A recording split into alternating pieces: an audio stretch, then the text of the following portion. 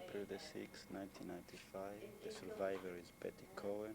Interviewer Renee Firestone, Los Angeles, USA. It will be in English. My name is Renee Firestone, Renee Firestone. I'm speaking to Betty Cohen, Bettycohen, and it is April 6, 1995, in Los Angeles. Good morning, Betty. Hello. Would you state your name? Betty Cohen. Where were you born and when? I was born in Amsterdam in Holland, 1921, March 23rd. What was your father's name? My father was Levi, but we called him Louis, Korper. And my mother was Heintje Korper Hamel. What kind of relationship did you have with your father? Very nice, very good. My father used to bring me to bed when I was little at night, and he tucked me in and sing to me, and then when he left, we used to sleep upstairs. And when he went down the stairs, we used to say, shall I say it in Dutch? Goeienacht, welterusten, morgen weer gezond op. Which means good night, get up healthy tomorrow morning. And he used to say that till he slammed the door from the living room. He used to say that, repeat it all the time, good night. And it was just wonderful. It was very, very nice. Yeah, do you remember any particular time when you had something, when you did something with your father that was very special? Well, we used to go to the movies once in a while. It is when my mother used to go a lot to her mother, to my grandparents, and so it was like on a Sunday when my father was home. And then we used to go to the movies together. When I was little, that was little. My father used to love Charlie Chaplin. So when there was anything, it was still, with the piano going because there was no sound yet. And he used to take me there, and then afterwards we used to go and meet my mother. And it was wonderful, And he used to, in the beginning, he used to travel. So at the stations, there used to be like a vending machine also at that time, some kind. And every night he used to bring me something, even it was just nothing special, like a little, a little ring or something, but nothing, just like a little toy. So why did he travel? Where did he travel? Why? It was just a salesman in the beginning, before, salesman for, how should I say, sanitaire, which is sanitaire is bathrooms and, all those things. Because that was our family's business in Hilversum. I was born in Amsterdam, but we moved, after I was about a year, we moved back to, first to Zeist, which is a small place, and then to Hilversum. So I lived there really all my life. What kind of business was he in afterwards? He was in the business with my family, my uncles, my mother's. The business was really my mother's father's business. And my uncles were in there, and my father was also there then, and he used to travel for them on, to sell the whatever there was to sell, like. Was your mother involved in the business? No, my mother What was did your just a mother do? just a housewife, home all the time. How many children did she have? We had three. We were the three of us. I had two brothers. They were about, my older brother was about 9.5 years older than I am, and my other brother was about 7. What were their names? Is and Jaap. The oldest was Jaap, which was from Jacob, and my youngest brother was was from Israel. And I was very close to my youngest brother, even so we had that later in years, of course, because he was a lot of fun, was a fun boy. Who do you think was your mother's favorite? Oh, I don't know. My brother probably. Which one? No, not my younger brother. He was in the beginning, when he was young, he was kind of sick, so she had to take him to the doctor a lot. But I guess when I came, I hate to say that, but I think it was the girl in the family, you know. Did you have a very close relationship with your mother? Yes, I did. Yeah. Well, I was my mother's baby, kind of. My older brother, he was older. He was just like my father, you know, telling me you don't do this and you don't do that. So it was not so much. And then he used to, he was a diamond cutter. And he had to travel to Amsterdam, so he left early in the morning. And then he came home at night, pretty late. So it was not such a close relationship as with my younger brother. It was, my younger brother took us later, and he used to take me dancing. You know, it was wonderful. Were you a popular girl? Oh, I don't know if I was popular. I was just a regular girl. We did lots of things. No, I was very dated a lot? No, not really. I was, well, you have a boyfriend when you're in school, and he used to pick me up from school, and then, or I used to go on a bike. We used to bicycle ride a lot, of course. We used to ride the bike and go and meet him after school. But not really a lot of dating, going out. That was just after school stuff. You know, swimming, we went swimming. What school did you go to? I went to grade school, and then I went to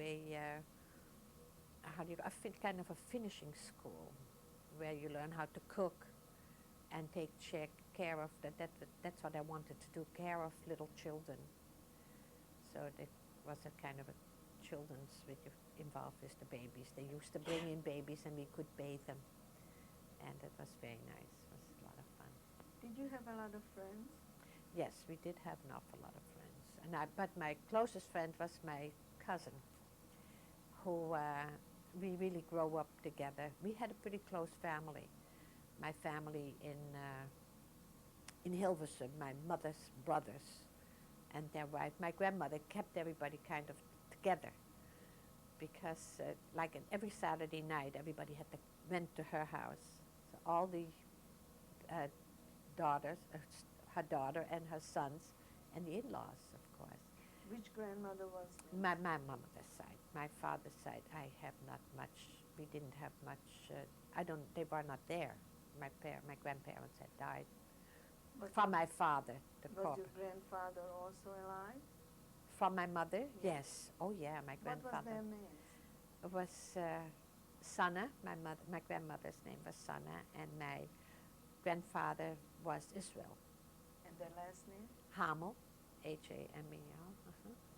And that's what the business was also. And they were wonderful.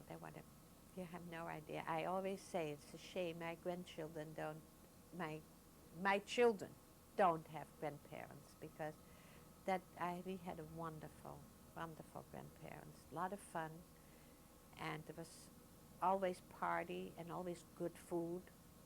My grandmother was a terrific cook. And they showed it, because they were kind of heavy-set people. They were wonderful, wonderful people.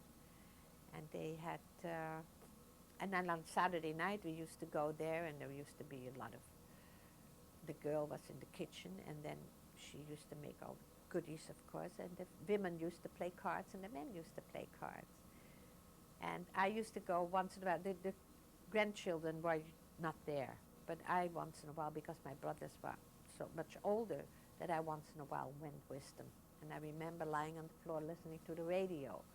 And when my aunts used to win, they used to give me a couple of dimes or quarter. And I used to go in the kitchen and help make some goodies, whatever they had. And later on, like I said, I was very close to my cousin. And we were always together. My parents were much older than my aunts and uncles, really. My mother was, right, my mother being the oldest. And my cousin's parents were the youngest. So I loved to be there. And I used to go there then on Saturday nights and sleep over. And on Sunday morning, we used to go down, because they used to have brought us we used to have little, they used to make at night, 12, 1 o'clock, they used to get little broodjes met zalm and broodjes met kaas. That is, then they used to be in the morning, they used to be in a tureen on top of, in the kitchen. And we used to go and get up early in the morning and go and eat the goodies Like sandwiches? yeah, like sandwiches, broodjes like little rolls they used to have. It was just, they were just wonderful. Amongst your friends, did you have non-Jewish friends? Not many. Most of our friends were Jewish because we used to go to Hebrew school, so from Hebrew school. And we had some friends from school, but not that you say we went with them. Whatever we did, we usually did with our little group of people we had. Was usually the parents were friends from our parents. So we used to be together. Did your parents have any non-Jewish friends? My parents, no, not really, no. My aunt and uncle, my cousin, that's my friend, but they did have a lot of non-Jewish friends. They did. But my parents really didn't, no. We had such a close family that whenever there was something, we always were together. So it was really, there was a birthday, everybody came together.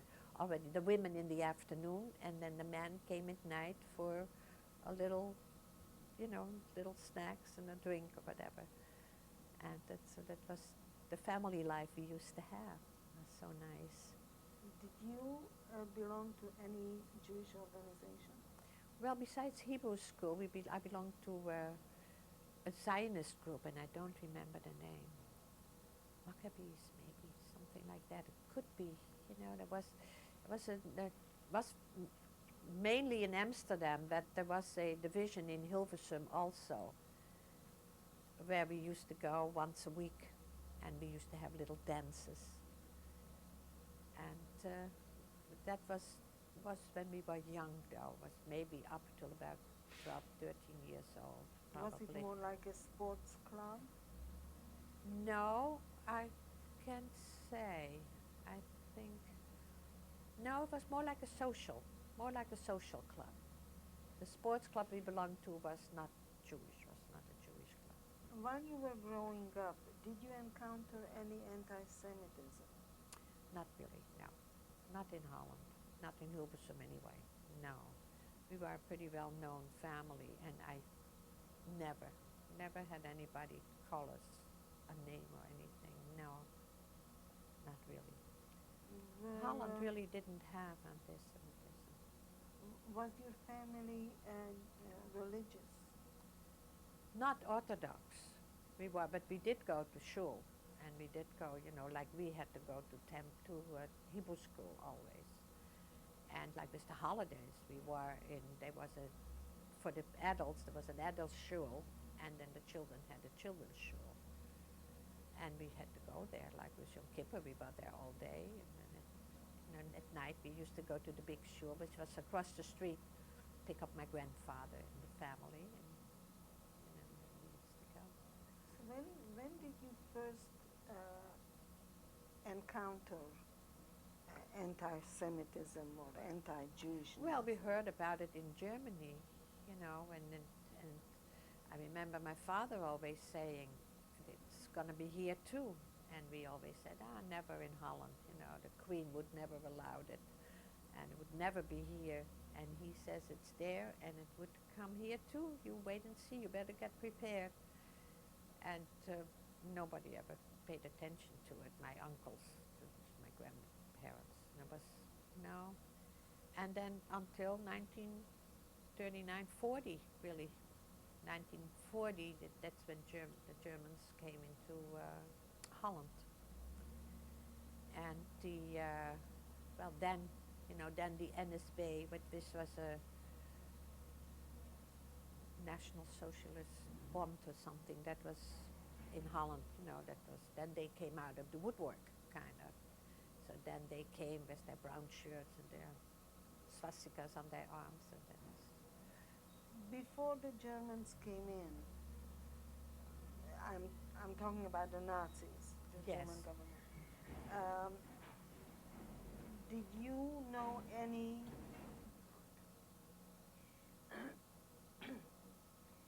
um, when you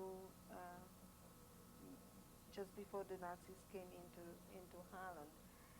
Did you have any friends, or did you know any people who were escaping, Jews who were escaping from Germany into Holland?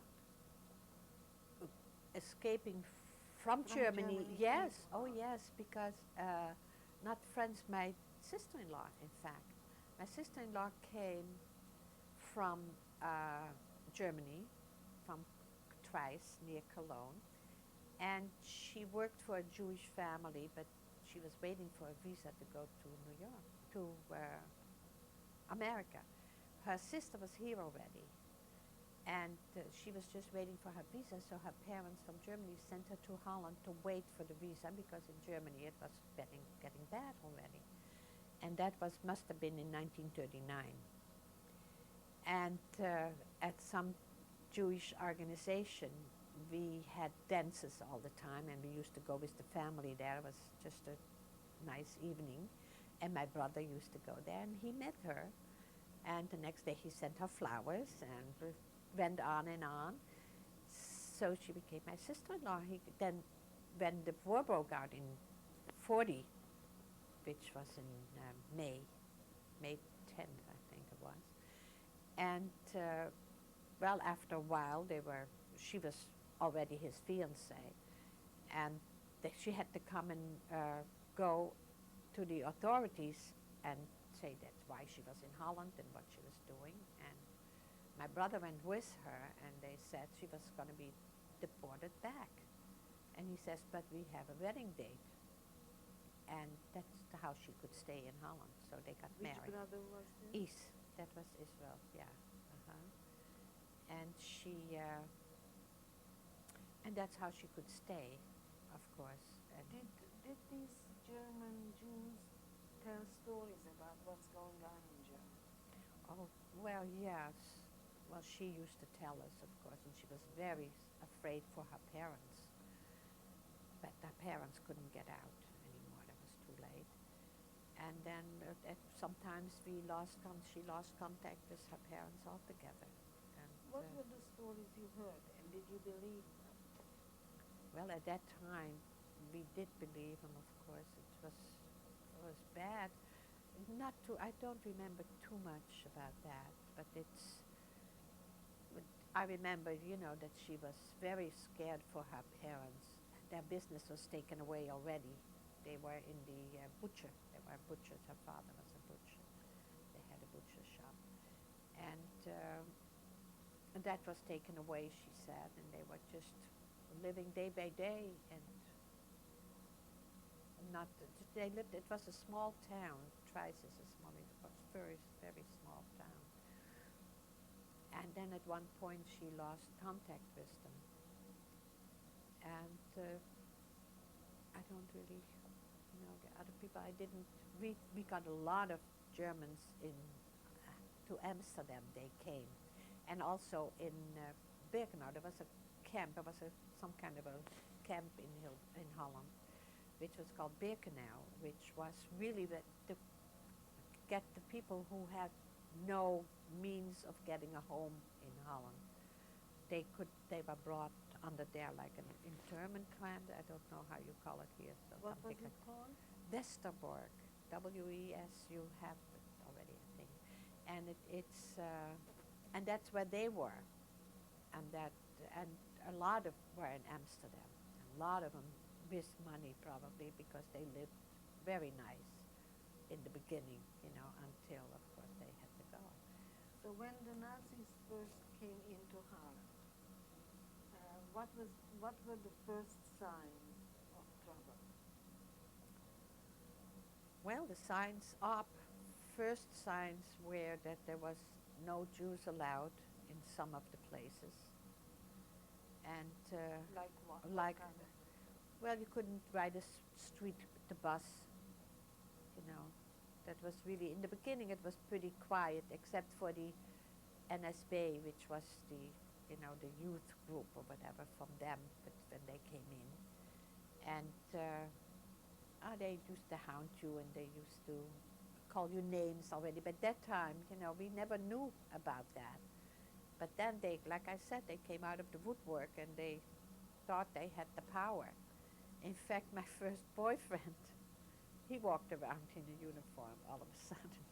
And we still could go dancing. Like I said, we went to a dancing with my brother who could take us, my cousin and I, and we went dancing.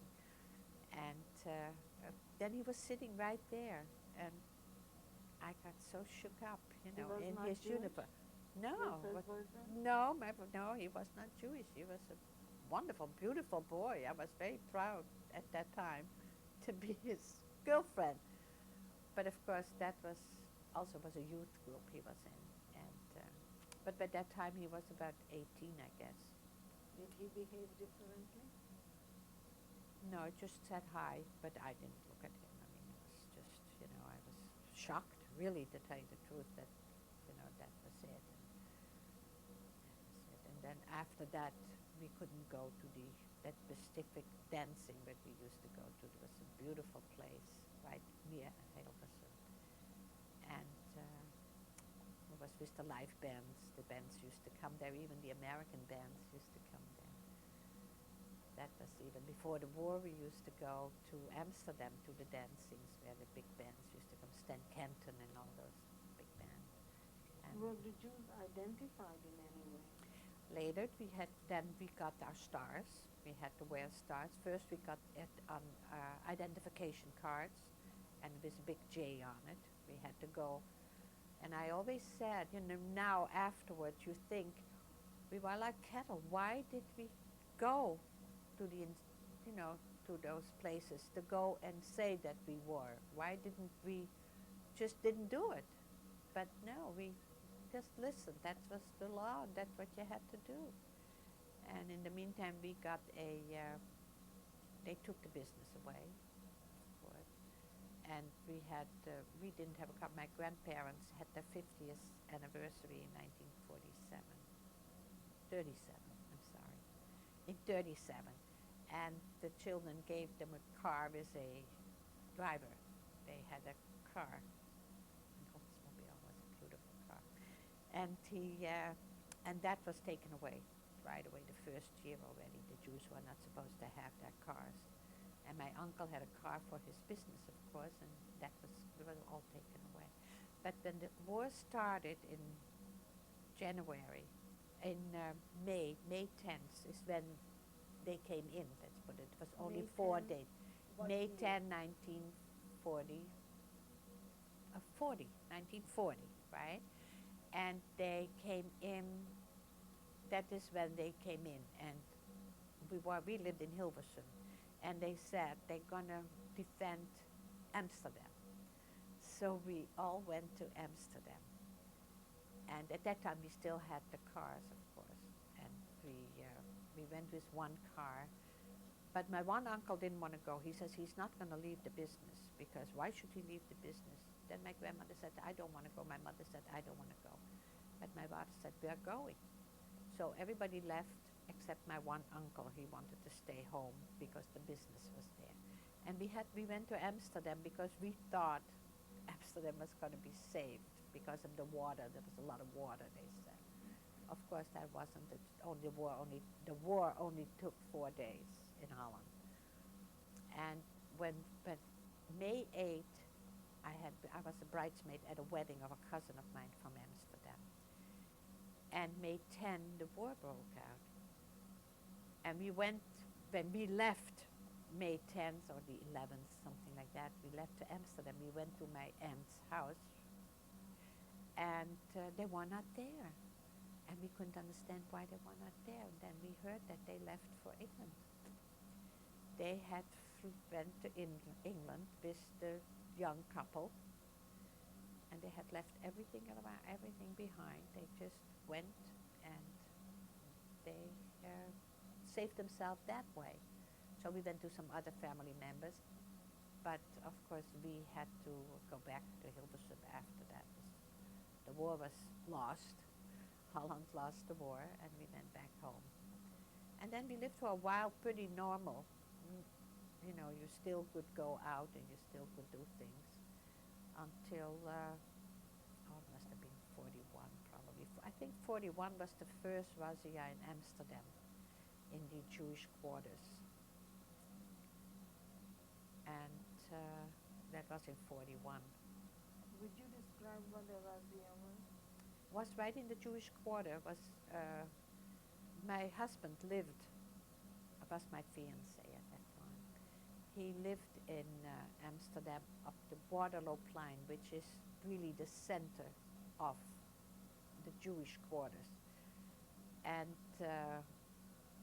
that is where it was. It was in Jodenbreestraat, which is, you know, that whole area. There was a whole, it was a ghetto and it wasn't a ghetto, you know, because they lived very free, the Jews there. But that is where most of them gathered. That's where so they had a field day there to just pick What them did up they from do? the street. They just picked them up from the street, the Jews, you know, and the boys. And some of them, they were deported already at that time. And I remember one came back after the war. One survived all those years, 4 years really, but most of them didn't come back. And I never lived in Amsterdam, not since a baby. So I wasn't very familiar with that except for going out to dinner or going whatever. Did you know where they took these boys? Started that in Sobibor? Or, I don't know. I'm not quite sure, you know, where they took him at that time. So when did you first start having problems? Well, let me see. About that time probably we started already putting stuff away from the house because we had heard, you know, by the beginning of 42, maybe the end 41, 42, that it was in 42 that we had to go to Amsterdam. All the Jews had to leave with everything they had behind in Hilversum. They had to go to Amsterdam.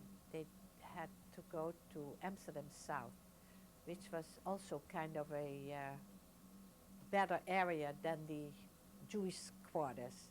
And you could settle if you could find a place to live. So we had to rent a couple of rooms there. And my grandmother went with me. In the meantime, my grandfather had passed away already before, in 48. In 38, he had passed away. And we went to Amsterdam, my parents and I, and my grandmother. My grandmother wanted to be with her daughter. My mother was the only daughter. And we lived had use of the kitchen by those people. And they had rented us 3 rooms, I think. It was living room and bedroom, and then I had to sleep there too. And in the meantime, my husband, when the razzias came, that was already before we moved, he came with his brother to Hilversum because just for about 2 weeks till it quieted down, and then he went back to Amsterdam. And then in the meantime, my family, my cousin and my aunts and uncles, they were all getting ready to go and see if they could go to Switzerland. And we were supposed to go to Switzerland too. Then we started getting ready. My father got information, and we started to get ready to go to Switzerland. Did your family, the rest of them, did they leave? Well, we tried to go away, but something happened. My cousins went away already, and some of my uncles went away. But they got caught in Belgium, my uncle and his wife, and one daughter. And then we didn't go anymore either.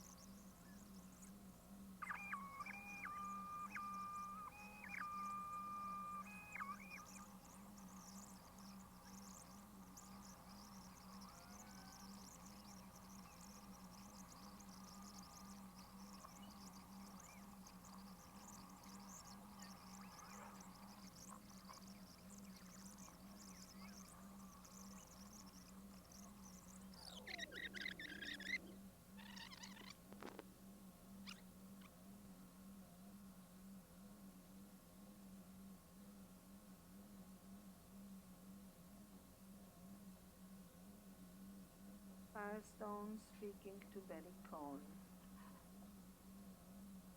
You were telling me that you planned to go to Switzerland, but then you didn't. Well, we didn't because my cousin had left already, my cousins. And my father said, why don't we let Is and his wife and the baby, in the meantime they got a baby, go first so that they're going to be safe. So that was in August or September and of 42. And and then in the meantime, my husband, who was my fiancé, and his brother had gone already to Hilversum to the where we were hidden. And then I left the night before my brother and my sister-in-law, and we were supposed to go the next week. It was just so that we were, because in Amsterdam, they were every night you heard the streetcars going by already, and they were banging on the doors and picking up people already to, to get the Jews out. And while we were there, it was on a Friday, I went to my fiancé then, to the hiding place. And the next day, my brother and his wife and the baby were going to leave. And what happened, they came to this, they had a passeur who was really somebody my brother knew from Hilversum. And he was going to be a passeur is who brings them from country to country until they are in Switzerland. And he handed them over to the SS right on the station. Just they took his, how they go, you go with money and diamonds and stuff that you can help yourself even until you are in Switzerland. And they just took them, he just handed them over to the Gestapo, and they sent them to, was a theater, they called it the Schouwburg in Amsterdam, where the people who were caught, that was like a Doorschgang place before they were sent away. And one way or the other, the baby was kind of taken out by an underground. They took all the children. So the underground were working, and they took the children out of the Schouwburg, the theater. And I guess my sister-in-law or my brother, they must have pinned a note, and he was only a year old. They pinned a note on him with his name and where to probably bring him. And that is how my parents got him that same night. But my parents were scared too with the baby, so they sent him to Hilversum. Somebody came to pick him up, and they sent him to Hilversum to my sister-in-law, who was not Jewish. My oldest brother was married to a non-Jewish woman.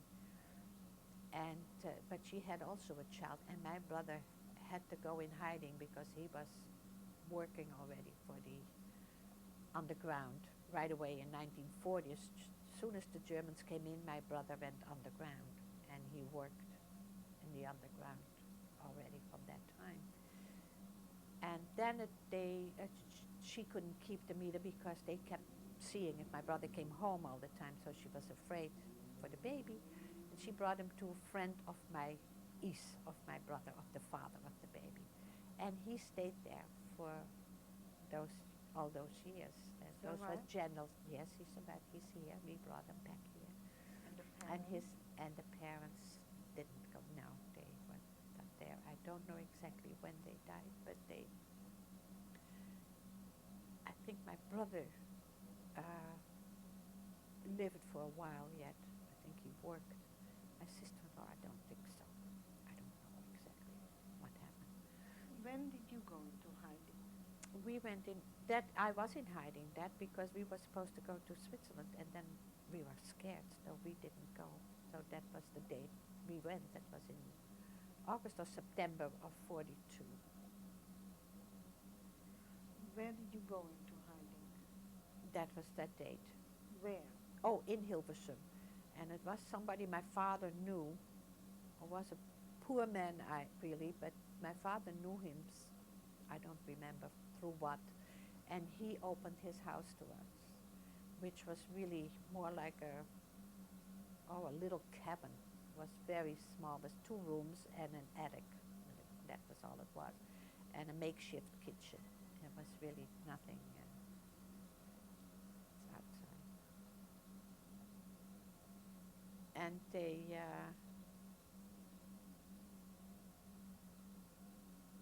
we went into hiding there, and it was a very small place, and we were just the 3 of us. Who was Eh, it? My husband, Al, Uppie in Holland, and his brother, Jerry, and I. Where were your parents? My parents were still in Amsterdam, in that place there. And then they had to leave, and they went to in Bussum, which was close to Hilversum, was a place my sister-in-law's brother, my Gentile sister-in-law's brother, took them in. And they stayed there for a while. And while we were hidden, Dirk, that was the man who took care of us, kind of, he didn't live there. He lived with his fiancée at another place. And in the meantime, my sister-in-law, my husband's sister, her husband, they were supposed to go in hiding also. My sister-in-law with her husband and my in-laws, my father and mother-in-law. And my brother-in-law had forgotten something at his house because he was picking up, and he was in the diamond business. So he had everything with him from my mother-in-law, from my father-in-law, the money, everything, because they were going to go to the farmers. They had an address to go to. But he had forgotten something in his own house. So he went back while my in-laws stayed home. And he got caught. There was a razzia in that area, and they picked him up in his house. So my father and mother-in-law and my sister-in-law were left with nothing. No money, no nothing. They couldn't go into hiding. So my father-in-law had a business, the stalls from a market. You know, we used to have a market in Amsterdam, it was in the Jewish area. They call it the Jodenmarkt, but it was really because of the Jewish mart, and it was every day. And he used to rent those stalls and the carriages where they kept their merchandise in, and he had a big storage place, and that was his business. So of course he couldn't do that anymore, but he had put a lot of stuff away, and he could sell whatever he had left to some Gentile who took over that kind of a business. So he had a little money, and then Dirk, the man he put them up in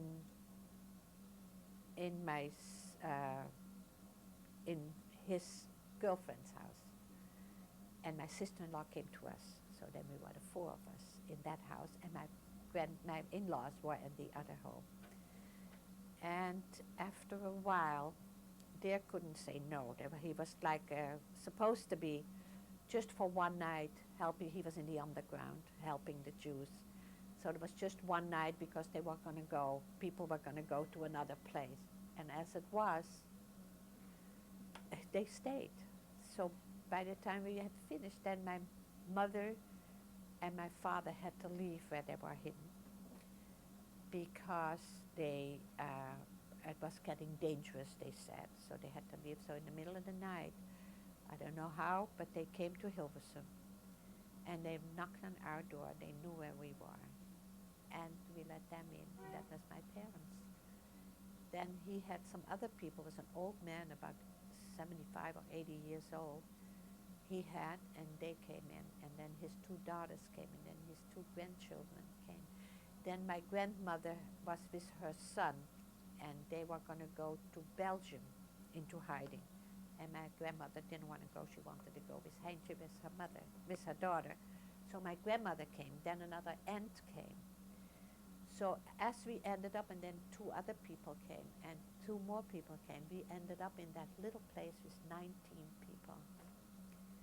And by his girlfriend, there were another, from the old man, his grandson went there. So by my father and mother-in-law, there were 3. So we were with 21, 22 people, really, for one address. He took care of us. What he did, we used to buy, excuse me, he used to, you had to have coupons if you buy stuff like butter or whatever there was everything was on coupons. So of course we didn't have any because we were in hiding. But he used to get them on the black market. He could buy them. So we had to buy those to get some food. And then we bought a lot of stuff on the black market. But we did our business. I'm just talking about our family. I don't know about the other people. But our family, we had our, how do you call it, the CIO, the one, some who takes care of one of the accountants from the business. He had available money from the family. So we got every month money from our own money. And we had to pay him, of course, for what he did for us and what we had to buy. He was a non-Jew. Beg your pardon? This was a non-Jew. Oh, he was a non-Jew, yeah. He was just a very nice guy, poor guy too, I would say. So he really took a lot of risk. And he used to come in the morning and what we wanted and what we needed. He used to come and ask us and then ask the other people what they wanted. But he could always get so much, you know, and we had to divide it. Now we were with my father, my mother, the 5, 6, 7, 8, with the 8 of us in our family. And the other people were 2 and 2 and 3. And the 2 kids were also 5. There were 2 children in one family. So if we got a bunch of carrots in, there were 50 carrots. So we had to divide them. You know, we got 8, they got 2. And there was one woman who couldn't understand why we got 8 and she got only 2. Because that wasn't fair. We got so much more. And she used to fight every time some of the food came in that we had to divide. She just didn't understand. And there was a lot of fighting and all in whispers because we had neighbors. And we had to talk all the time, very whisper, except my father, because my father just couldn't whisper. He couldn't do it. And he was allowed to talk a little louder. How long were you in hiding? 2 years. We went there we were caught in May, right? April, I think. It was a 42. And we came there, I came there in 42, I came there, we were caught in 44. So it was about 2 years. Would you describe how it happened when you were caught? We were sleeping upstairs, the 4 of us, my brother-in-law, my sister-in-law, my husband and I, my aunt and the 2 children up on the attic. We were sleeping there. This was one of those stairs which you could take away. And we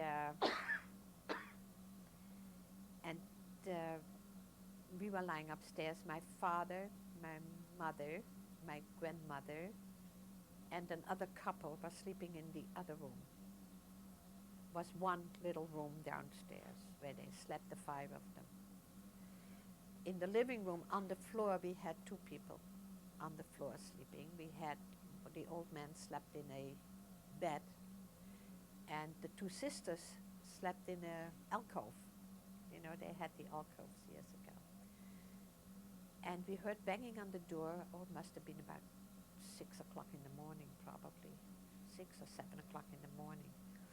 And we thought really it was Dirk, maybe. But on the other hand, we knew it couldn't be because it was too early for him to come. So we were in our night clothes, and I remember my husband went down the stairs, and there was the SS or the Gestapo. And they, that was how it happened. And they told us, grab what you can. You have to be ready in about 5 or 10 minutes, you know. Just grab whatever you can.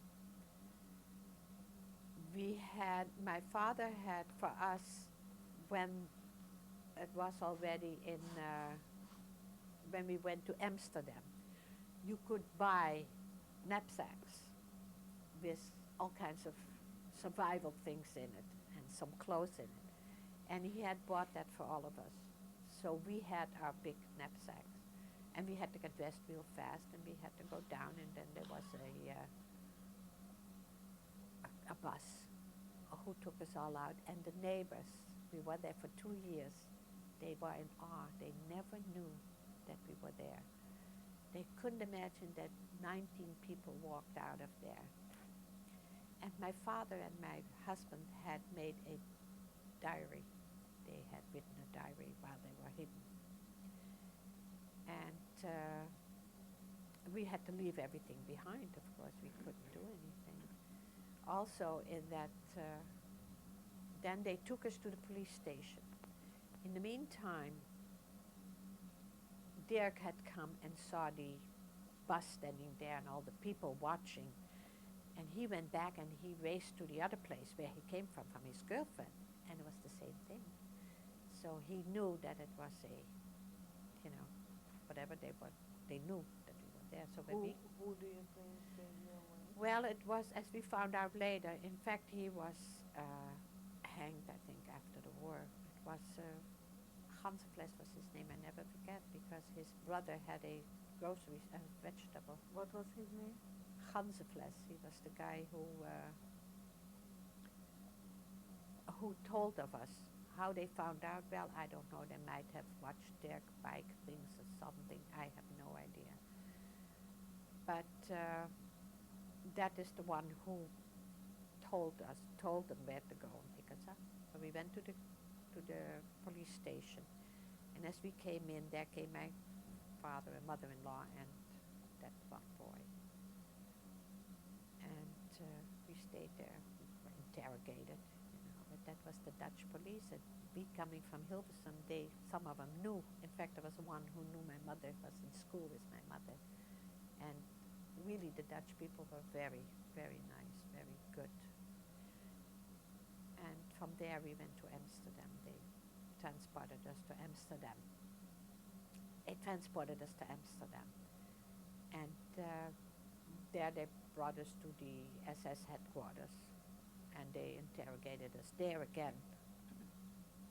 And from there we went to Westerbork. While we were hiding there, it was so many people there. My father and there was nothing to do there. You were sitting there, you had of course, no radio, no nothing. And my mother was knitting all the time. And she knitted, and then she tore it apart again, and she started knitting again. And everybody was on edge. It was a very nervous situation there anyway. And my father at one time was so angry. She was starting to knit on her third outfit. And he got so mad at one day that he came up to her and he says, with other words, you're driving me crazy. You're driving me nuts. And he tore the whole thing apart. So and that was very dramatic for my mother, who was hysterical, and we were hysterical. And it was very, very bad. Westerbork. Yes. What was it? Was it a city? Was it a camp? It was a camp. It was Describe. a camp, and there were all kinds of barracks. Now the Germans who were there, they had a separate section.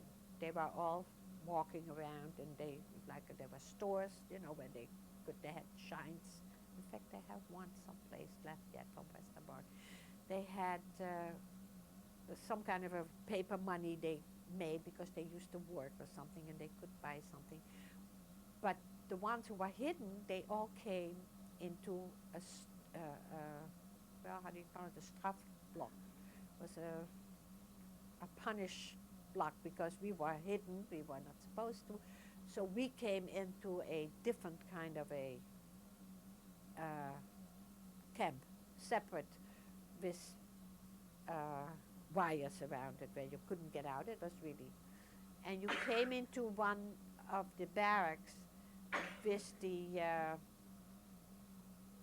we came into the barracks which had the bunk beds also, of course. And we had to, we were on family. No, the men and the women separate. The men were in a different one next to us. And so I was with my mother and my sister-in-law and my grandmother and my aunt. That was our little family, of course. And we got also, because we were there, the other ones in the regular camp had their own clothes or whatever clothes they had. We had to wear overalls. They gave us overalls. My grandmother, being a big, heavy lady, they didn't have her size. They didn't have her, and she felt so left out. Every day she went to that block elder stand, find out if her size came in already. And she just was very, why she couldn't have that. And also they put us to work, and we were making caps in a sewing room. We had to go, as the women had to go and do manual work, whatever. And we stayed there for quite a while. I think it got, I don't forget, I had it written down someplace and I forgot. I think it was about almost 2 months. And we heard all the time saying, well, this is the last transport, that is the last transport. And as it was, when we went, there was only one more transport after us. Let me ask you, when you heard about these transports, what did you think? Well, we knew that by that time you knew that there was an Auschwitz, and that we did know, that there was an Auschwitz, and that it was that was an exterminator, where they went. We had heard stories already, especially being in Birkenau. So we were hoping that maybe it wouldn't do, and we were wondering, why didn't they bomb the railway stations, the rails, so that we couldn't go? We heard the airplanes going over, and nobody did anything. Why didn't they do that? No, I don't mean when you were in Birkenau. Mm-hmm. I mean when you were still in Westerbork, and you Well, knew that's that what you I were meant. going Yeah, on we a were transport. wondering why they didn't bomb, because in Holland we heard the bombers going over. Even when we were hidden, because we had a little window up on top where we could look out at night, and we could hear and we were always saying, some of them, we heard the bombing someplace. When you heard about Auschwitz, where did you think, what country did you think it was in? I really don't know. I think we knew that it was Poland, but I am not quite sure. Well, when we were in Holland already, you heard stories, that there was an Auschwitz, and where the people were gassed, and we heard that already from the Germans. In the beginning, I don't really, it's fake. I was young, and you were really thinking more of what's going to happen to you, I guess, or whatever. So describe this trip to Auschwitz. Well, we were in cattle cars, and a lot of people in one, but we had children, little children with us too. And we had to, we were all together, and then you had to sit on the floor, the cattle car, there was nothing there, it was just little windows, and then I think it must have taken, looked in my memory anyway, that it is about a week when we were in that wagon. Maybe it was, but it was an awful long time, because every day they stopped kind of, and you had a bucket where you had to eliminate it, and they stopped, and then they had to go and throw that out. And did you have food, orders? We must have gotten something, maybe some bread. I don't remember so good anymore. I know it was terrible. It was a terrible situation. In fact, everybody was so agitated and so scared. And where are we going? And my poor grandmother, she didn't really realize, what was going on. And even when we were hidden, my grandmother was a terrific cook. So when we were hidden, even, I'm going back, I'm sorry, she had to have little fried potatoes for lunch every day, and it had to be in the butter because, so when we were even in the camp, even in Westerbork, she couldn't understand. It was very hard, I guess, for her where we were going. She really. How old was she? My grandmother at that time must have been in her late 60s, maybe, which was old at that time. If I think about it, she was an old lady, and I'm 74 right now. I look, if you think of it, it was so much. So it's really, it was very hard in that. And there was a lot of people there, and a lot of fighting going on, and a lot of crying going on, of course. And in fact, I got in, not in a fight with my mother, but, a misunderstanding, and maybe I looked more at my mother-in-law than I looked at her. I don't know. I can't remember anymore. I was all of 19 or 20 at that time, so I don't know. And I was very sad. My father kept saying, "You don't know where you're going." My father must have realized, what was happening. And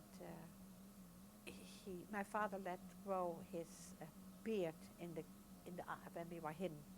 He used to have his beard grow and his goatee.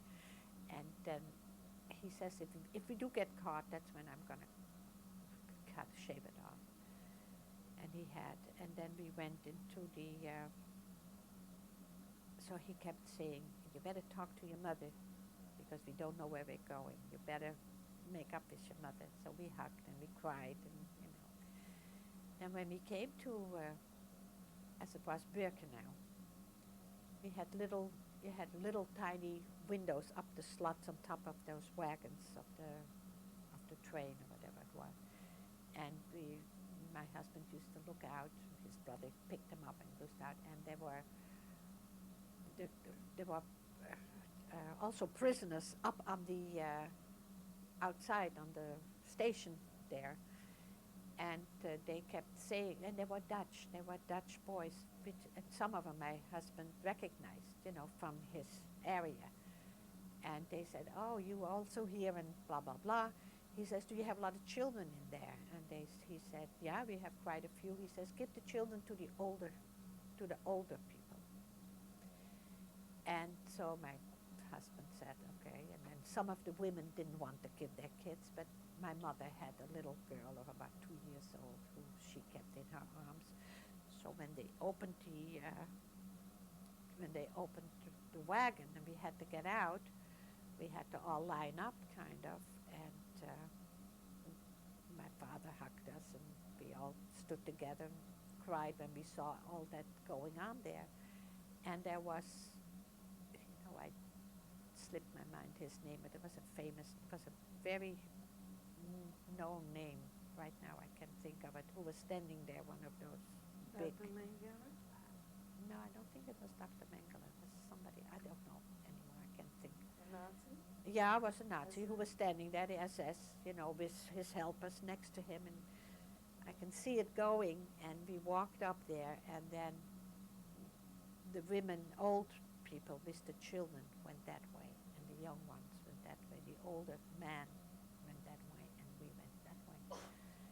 So we all, we didn't have a chance to do anything. And as I came into camp, I called my name as Cohen.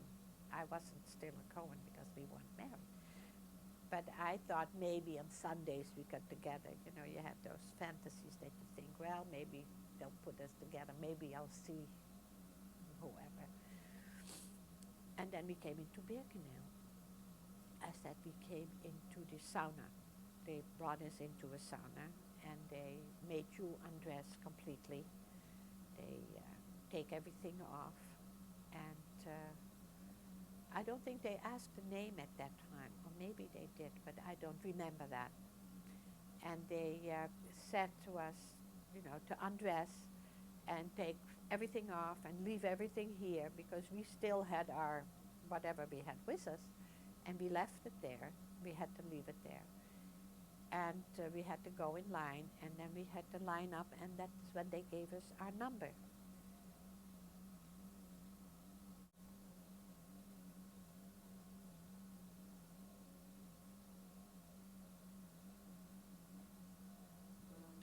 Yes.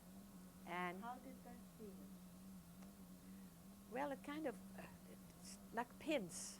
You know, it felt like they put pins in there.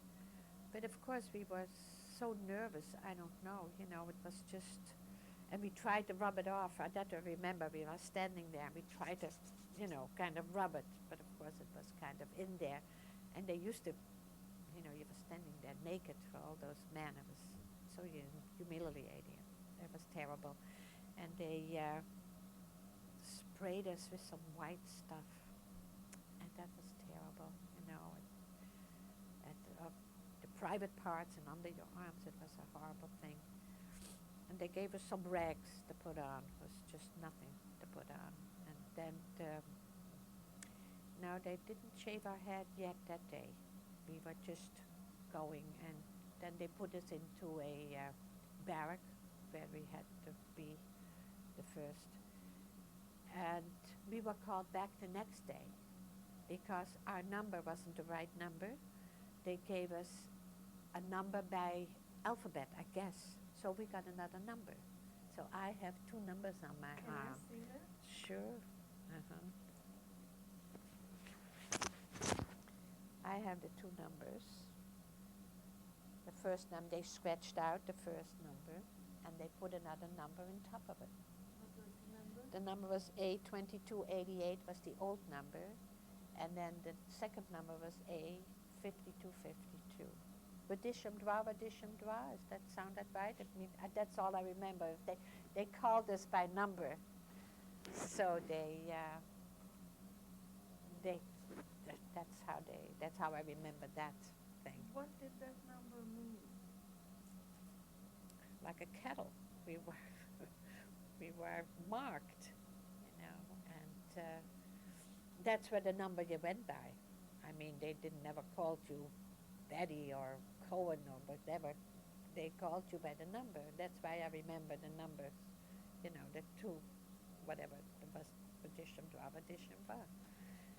And we came into that, and we got our bunk, which was for 8. We had the bottom bunk, and was right next to the table from the Blockelster. And we were lying like sardines, you know, you were just right next to each other. Can you hold it for a minute? Peter? You were describing the bunk. Yeah, we were on the bunk, we were on the bottom bunk, and we were like sardines, the 8 of us together. And which was kind of nice because it was for like a family, you know, you held on to each other. And there was an older lady which I had met in Westerbork. She was a little older. She had 2 children already. She was older than I was, but she's about 14 years older because I still see her today. And she was very close, and she was kind of an organizer. She was Polish from origin, but they lived in Holland. They had their business in Holland. And she was caught the same time we were. That's how we met in Westerbork. And she kind of took me, my sister-in-law and I, under her wing, kind of. She used to organize where she got everything. She could tausch, you know, she must have stolen some clothes and get some bread or something for it. And she used to share that always. She was very good. What does the word organize mean? Well, to stealing really at that time. It was more like stealing than organizing, you know. It was, we used to call it, she's an organizer. And for one reason or the other, she never worked. Like when we didn't work in that camp much, but there was always something. They had you clean the street or whatever there was. You always had to do something. And she was always gone. She never had to do anything because she was always out. First of all, she spoke the language, which was, of course, a big help for her. And her name was Manja. And Manja was always, and I was her. Some people used to come to the window and call for Manja because they needed a pair of pens or they needed a shirt or something. And I used to take her messages for her. And we still laugh about it. Her children love to hear the story I tell them about their mother because she used to be just fantastic. And next to us was the table from the block elders, and they used to cook, and it used to smell so good because they had what we didn't have. But what we could get was they used to have potatoes, and they used to cook those, and the water she used to get, also because of her talking, she used to get a glass of that water, probably. So we always used to say, never going to throw the water again anymore, because it's delicious, little potato water. And there was one girl who was always in trouble. I don't know why, but she was a very frail, not so good-looking woman. By the way, when we got the second day, when we got our second number, at that time they shaved our heads also. They said we had done something, and it was also a punishment for something. So we were bald, of course, all of us. And she lost my track. Anyway, there was one woman in that, and she was always caught for something. It was terrible. She has to sit in the middle of the barrack with a little chair above her, and just if she let it go, she got hit. And we were so scared always. And, we started crying because of her, and it was such a sad thing to see her until she really fell down, until she couldn't anymore. And then one day we were standing on the Pell, and that night, the first night, there were buckets outside when you had to go to the bathroom. So I had to go to the bathroom, and I was on the bucket, and it was smelling horrible. And you could really see smoke, a little fire. And whoever was standing there, he said, "You're the transport from today." I said, how much we could talk, a little German, whatever. I said, yes. He says, well, if you had any family, that's where they're going. So that was my first knowing that I knew that, whatever was. Of course, I didn't know about my husband or everything because they were young. But I didn't know that they were all right. So that was the bad thing we heard. And then when we were standing on the Pell one time, it was after a couple of weeks, I guess. A few of us were chosen to go to work in the kitchen. So we thought, well, then we'll have food. And it was in a man's camp, it was in a man's lager. We went to the kitchen. And we had to go and make our, peel potatoes, carrots, and whatever. And I looked like a little girl because I was bald, and you got skinnier already from, And then we heard about the word kohani, and there were men in that lag, in the other, behind the wires. And when we came out and we could walk around a little bit in our camp, then where we were staying. And then one man, he wanted to be my kohani. It's his kind of a friend. And he kept giving me some fat, what do you call it? Like bacon. Yeah, a little piece of bacon and some bread. So we had a party in wherever barrack we were, we used to have. But that didn't last too long. We worked there and maybe 2 weeks, 3 weeks, and then they sent us back to Birkenau. We were in Birkenau. You were talking about zeelappel. Appel. What Appel is standing in the morning when you had to get up. They had to count heads, so they called that appel, and we had to stand 5 in a row, and that's how they counted the heads. So when were you taken away from Birkenau? Well, when we were, I got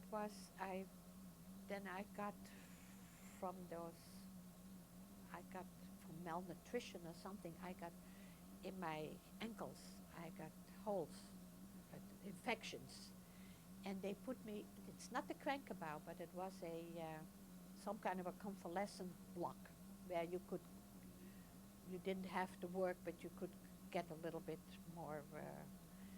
And we also, and then one day they came and they asked for married girls, more married women in that whatever it was, the convalescent home. And I had given up that I was married. So I went there and we had to go, like I said, on appel, and they chose some of the women, and we heard that they were going to Auschwitz. And in the meantime, I had heard that my husband was in Auschwitz. And some of the people there were two lagers. There was a work lager, and I was like the other lager in Birkenau, which didn't work. But some of the people got some little notes out to the men's lager in Auschwitz. And that's how I found out that my husband was there. He had given a note to some of the girls, and to some way I got it, and I knew that he was there. So I was very anxious to go. I figured maybe I'll see him. And we were sent to Auschwitz. Then they transported us. We walked, which was just about 15 or 20 minutes walk, I think, from Birkenau to Auschwitz. It was very close. Also, when I was in Birkenau, they chose us to work one morning also. And we did that for about 2 weeks. We had to go out and make trenches, like we had to go, and then we had walking to some place, and with dogs about us.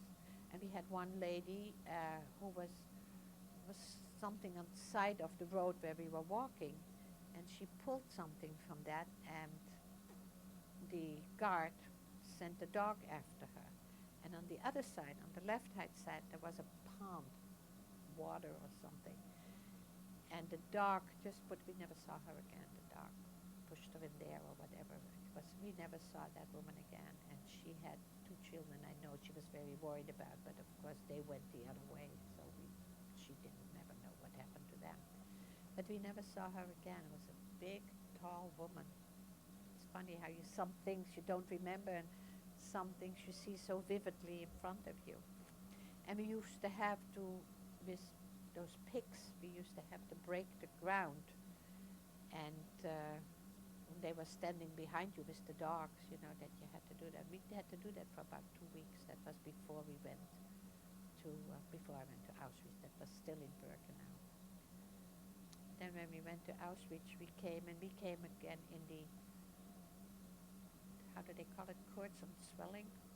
But anyway, it was like a sauna also, where you get unloused again, Before we went to Auschwitz, we had to go in Birkenau to have being unbloused, but when we came to Auschwitz, because what it was, the ones who came together, that was for the experiment block, block 10, it was the big, that's why they wanted the married women. When I came into the unblousing there, the sauna, was my husband, because my husband worked in the unblousing. He worked in Canada, really, to get when people came in, but he was there, and I saw him just for a second, really, that time. But I knew that he was there, and he was happy to see me. And then after that, we went to the block that was a separate women's block. It was block 10, which was the experiment block. And when I came in there were a lot of the Dutch girls were there. It was almost all Dutch girls, mostly. So there were a lot who I didn't know, but they all knew my husband. My husband was very popular in Amsterdam, and they were all his friends from years ago. And there was one girl which I didn't know because she was a neighbor of my husband's in Amsterdam. And she kind of took me under her wing, and she told me what to now. And Appie was there, that's my husband, and Appie sometimes took care of her, sent her a bread, clandestine, of course. And because a friend of my husband's worked in the bakery, which was very good, he could organize some bread. And my husband had access to the people who came in, and he used to organize some of the gold and the diamonds which he found, you know. He wore a truss. My husband had a hernia, and he had a truss which is hollow. So he could, the small things he organized, like pieces of diamond, pieces of gold, he could hide in the truss. With that he could buy, you know, there's always something you can do there. In fact, his uniform was custom made because he bought that with he was kind of a prominent prisoner there because he had access to a lot of the things.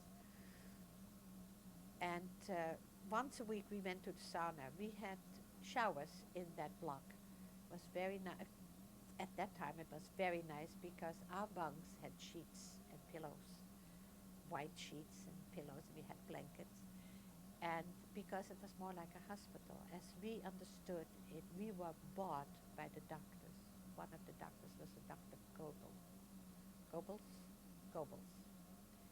And he did the experiments, and there was another doctor, Rose something, I don't remember his name anymore. And we had, in fact, we didn't have to stand, we had to be on a appel, but it was all indoors. We didn't have to go outdoor. We just went once a week to the sauna, to the big sauna. And then I saw my husband, and there was one Aufseherin, there was one of the guards, was a Dutch woman from a Dutch Nazi. And my husband knew her, and he could bribe her with something. And that way I got to talk to him once in a while, not every week, but once in a while. And at one time, we were talking, and one of the other Auswegerin came, and she slept me around, and I wasn't supposed to. My husband had to get out. But anyways, it was very nice, and he always used to tease all my friends, because after the war, when we came back, a lot of the girls who were in the block in there, and my husband knew from before the war, he used to tease him, I've seen you with nothing on, because, you know, it was always, we were naked there. This Dutch Alzheimer, did she behave differently towards you? Well, she gave him a chance. I don't know how it never really came up if he bribed her or whatever, but she was decent. Let's put it that way, you know. And it's just because they just, you know how it is, schnell or whatever. You had to always do everything fast, fast, fast. But I guess the other Aufseherin, because I was talking close to my husband, we were standing close, that she, you know, was enraged or whatever. That's why that was not allowed. Do you remember the name of this Dutch Alzheimer? No, I don't. I don't even know if we knew at that time. Did you ever have a chance to meet her? No, never did. No. After that, I don't see her anymore that much now. What kind of experiments did they do? They gave us spritzes, you know, spritzes in the vagina. And I remember my first, as I said, we were taken from Birkenau with a lot of women, and we had to be married. Well, there was one girl who wasn't married. I wasn't married, but I wasn't a virgin anymore either, being 2 years together with my husband, you know, but she was a virgin, and she was so scared. And we had a Dutch nurse who was there. So before we got the spritzes, we had to go into her office, kind of, and we'd be all huddled together.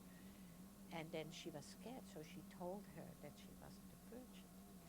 She says, well, it's going to hurt, but I'll make sure that they won't find out.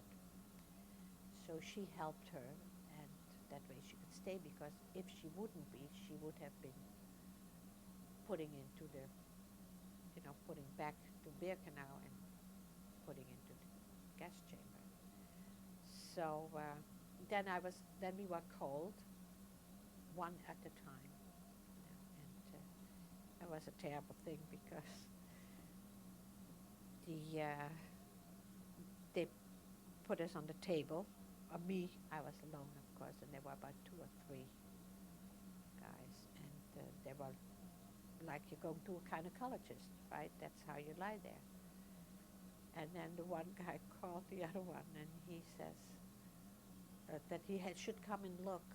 He says, "Come and look." I don't know if I should say it. Ein großes Log. And it was just very humiliating. It was horrible. And they gave me the spritzes, and then afterwards you could go. You could go upstairs and go to bed. You didn't have to go on a pill. You didn't have to. They brought you your food. You could stay in bed for a couple of days. It was like an injection? It was an injection, yeah, and as Into later into the vagina, yeah. And I guess because I have children, thank God, but most of my friends don't. Nobody has, so it must have been some kind of a sterilization, I guess. One of my friends was terribly burned. I don't know, but they're like those girls, when we came in there, they had been there already since 42. Because from Holland they went straight to that block. And first they were in the man lager in also an experiment block, but they built this block, which was a little bit more modern. They had the showers and was a little bit nicer. When I came, it was already a little better. And we could stay in the bed and rest for a couple of days. Because it was kind of a terrible burning sensation. Do you remember how many of these shots did you get? I got about three or four. In that short time I was there, I wasn't there that long because in January we had to go on the transport. Did they do any other experiments? No, not that I know of. Not that I know of. That was the only thing I remember. I understand before we came, there were more experiments with them, but I really don't know what. Like the one girlfriend, like I said, I remember she was very badly burned inside. Were there any children in this No, block? no. It had to be, they had to be married, what they called. It was just, I didn't see any children at all. So when did you leave this camp? At the walk on January 18. I also had I had still those holes in my leg. They hadn't healed. It didn't heal. It was kind of infected. And we had a doctor. Once in a while you go to a doctor, which was, I think it was a Polish doctor, but she was very nice. I mean, to us, she was very understanding. Woman? And a woman doctor. Remember And her name? No, I don't remember her name. I don't even know if we had a name. I don't know. And she says the best thing would be if I get some kind of an antibiotic, to help me. And I had told her that my husband was in was some kind of a Canada. She says, "Oh, maybe he can organize for you some of the medication," which he did, which I could get and which I took, but it didn't heal that good. And also she found out that I had a spot on my lung. She heard something. But she didn't say anything because that was also a reason for us to be sent back. But then he also got me some shoes, high button shoes, high leather shoes. But I couldn't get in them because of my sore foot. So I had given it to one of the girls in there in the block. And when I had just walked some kind of slippers, what we had, what they have made, the girls. When we were there, we worked in a sewing room.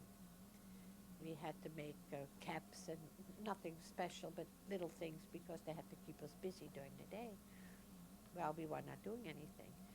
And when we heard that we had to go on transport, I had no shoes. And it was cold, it was January, there was snow on the ground. So they made me from some towels, they bound my feet in towels, kind of. And that's how we walked out on the march, we called it, we had to go out on that day. Now, I don't remember exactly how long, but it seemed like at night we used to sleep in all kind of barns.